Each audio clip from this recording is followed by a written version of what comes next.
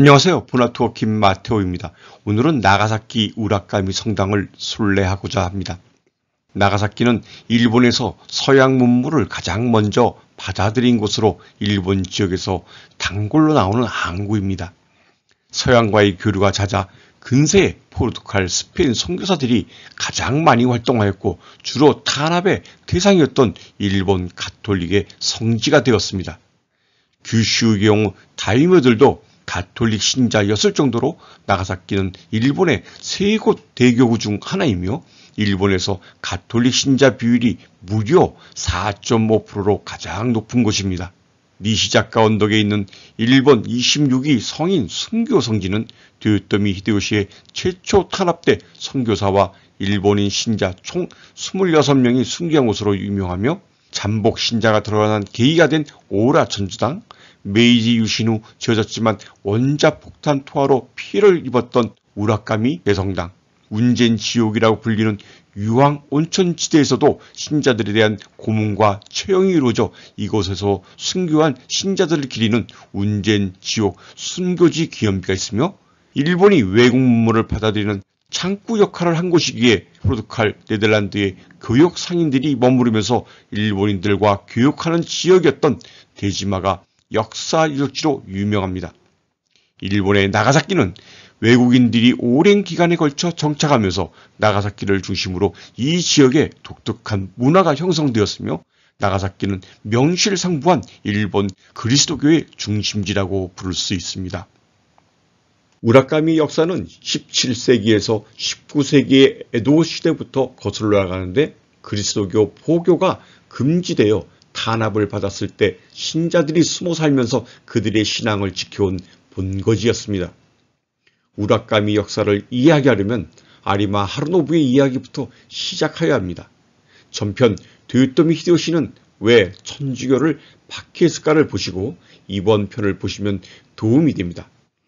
아리마 하루노부는 예수의 선교사 알렉산드로 발리냐누의 영향을 받아 1580년 가톨릭으로 개종한 인물로 1582년 오토모 소린과 하루노부의 숙부 스미타다와 함께 덴쇼 소년사절단을 파견한 인물입니다. 하루노부는 1587년 히데요시가 바테렌 추방령을 반포할 때까지 수만의 천주교 신자를 보호하였습니다. 1584년 아리마 하루노부가 우라카미촌을 예수에 기증하였을 때부터 우라카미에서의 천주교 역사의 뿌리를 내릴 수 있는 계기가 되었으며 쇄국 중에서도 신앙을 계속 지킬 수가 있었습니다.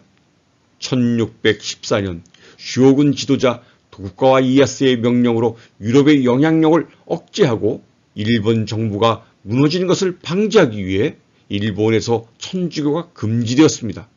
대부분의 천주교 신자들은 고문이나 십자가형과 같은 극도로 가혹한 대우를 받았으며 그 결과 우라카미는 비밀리에 종교를 굳건히 고수하는 억압받는 신자들의 요새가 되었습니다.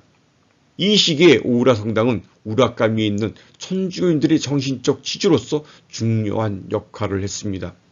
우라카미 지역에 천주교인들이 존재하자 일본 정부는 금지령을 시행하기 위해 탄압과 박해가 있었지만 1850년대 일본 정부가 세계에 개방된 이후 미국 및 유럽 국가들과의 관계를 유지하기 위해 금지령이 해제되었고 일본 천주교인들은 마침내 우라카미로 돌아갈 수 있었습니다.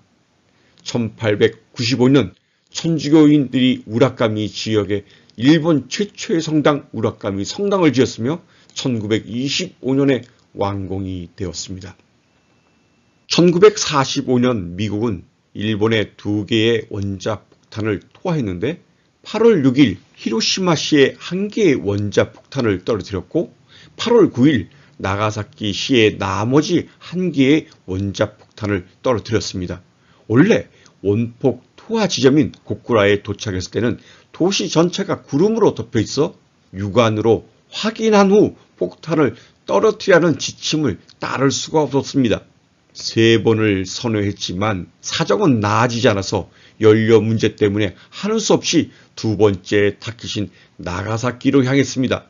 3만 1000피트 상공에서 확실하게 찾을 수 있는 표적은 오직 성당의 첨탑뿐이었습니다.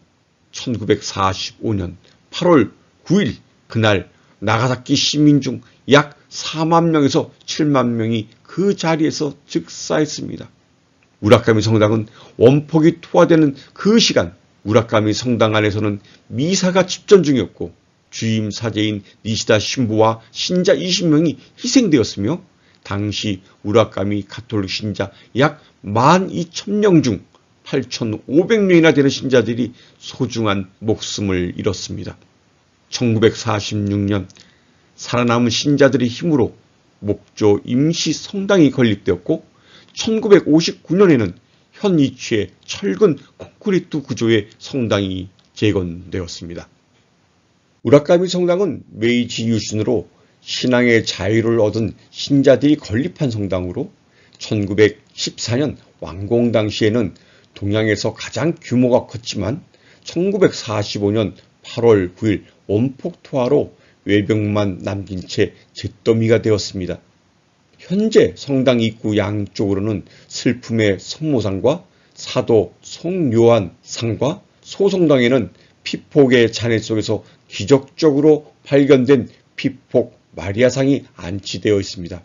또 인접한 회관 내에는 파괴된 안쪽 종루의 작은 종이 전시되어 있어 피폭의 진상과 평화의 소중함을 전해주고 있습니다. 붉은색 벽돌로 지어진 동양 최대의 로마네스크 양식의 건물로 원폭에 의해 거의 형태를 알 수 없이 파괴되어 버린 건물을 재건해서 현재의 모습을 갖추고 있습니다. 피폭된 마리아상에서 그날의 기억을 다시 한번 상기시켜 줍니다. 오늘은 나가사키 우라카미 성당을 순례하셨습니다. 원폭으로 돌아가신 모든 분들 위해 기도드립니다. 지금까지 보나투어 김마태였습니다. 내용이 좋으셨으면 좋아요, 구독 부탁드립니다. 감사합니다.